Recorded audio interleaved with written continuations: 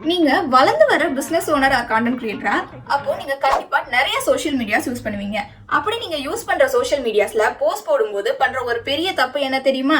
அது என்னன்னு தெரிஞ்சுக்க நம்ம ஊடகம் டிஜிட்டலை ஃபாலோ பண்ணிட்டு வீடியோவை ஃபுல்லா பாருங்க. நீங்க ஒரு போஸ்ட் ரெடி பண்ணதுக்கு அப்புறம் அதை போடணுமேனு அவசரமா அதோட ஆஸ்பெக்ட் ரேஷியோ ஆர் சைஸ் பார்க்காம இருக்கிற எல்லா சோஷியல் மீடியாலையும் அப்லோட் பண்றீங்க.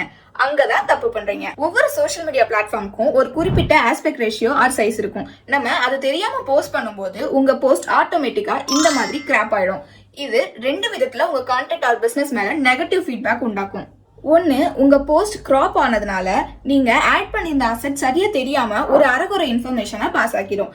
இன்னொன்னு, இந்த மாதிரி போஸ்ட் உங்க கண்டென்ட் பேஜ் ஆர் உங்க பிசினஸ் அக்கௌண்ட் பாக்குறவங்களுக்கு ஏதோ குழந்தைத்தனமான பேஜா ஒரு ப்ரொஃபஷனல் லுக் இல்லாத மாதிரியா தெரியும். ஸோ நெக்ஸ்ட் டைம் நீங்க போஸ்ட் கிரியேட் பண்ணும்போதே எந்த சோஷியல் மீடியா பேஜ்ல போஸ்ட் பண்றீங்கன்னு முன்னாடியே பிளான் பண்ணி அதுக்கான ஆஸ்பெக்ட் ரேஷியோ ஆர் சைஸ்ல போஸ்ட் பண்ணுங்க.